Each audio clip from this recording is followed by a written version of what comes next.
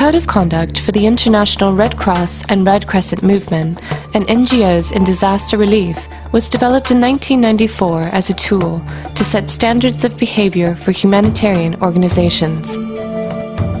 Since then, climate change, population growth, urbanization, and other factors have greatly increased the numbers of vulnerable people around the world. The need for humanitarian action is growing, and it's becoming more complex, challenging, and dangerous. The code is still relevant in today's world.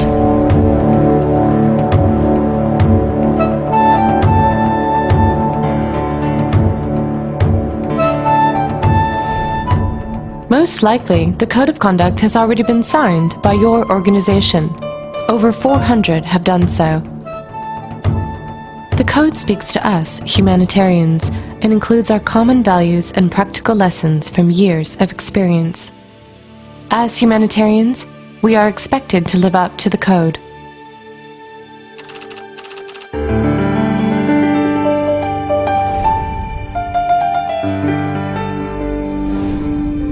The first principle means that all people affected by disaster or armed conflict have a right to receive assistance and protection. This is the overarching principle.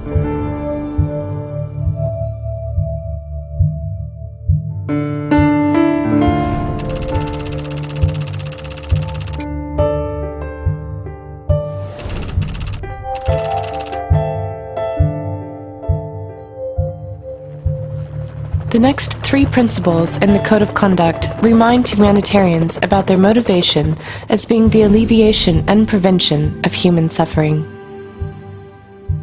Principle 2 says that aid must be impartial or based only on need.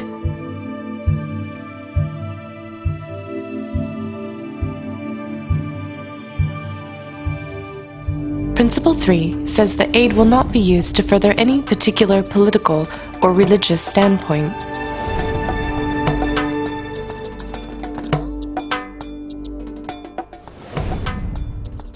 Principle 4 is about retaining independence from political and public authorities. This ensures humanitarian agencies can respond according to their impartial assessment of need.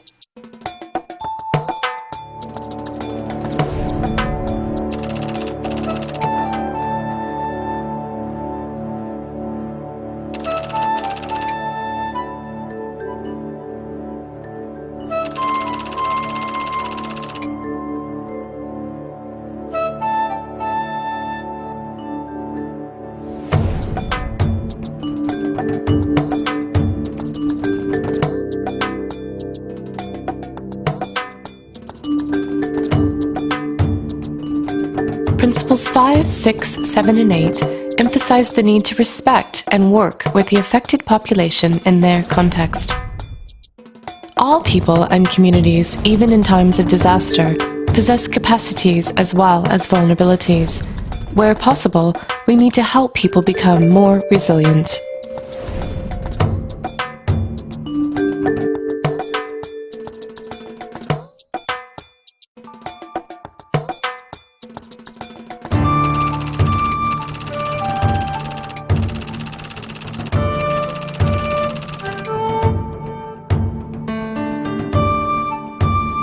Principle 9 highlights the importance of being accountable to those we seek to assist, not only to those who provide resources. We as aid providers often find ourselves in positions of power. Accountability is about using our power with integrity. Principle 10 is about portraying disaster-affected people as dignified human beings. In the way we portray affected people, we demonstrate what we think of them. Public information can perpetuate stereotypes and can reinforce the idea of disaster-affected people as passive recipients of aid. Humanitarian concerns are greater than any single organization can address.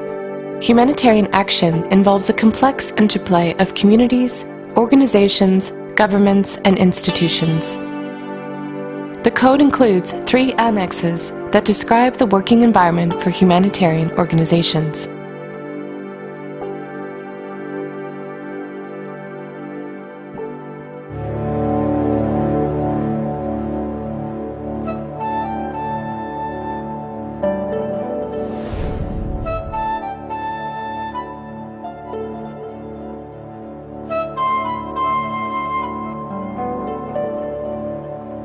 Applying the code requires a good understanding of context, and it requires good judgment.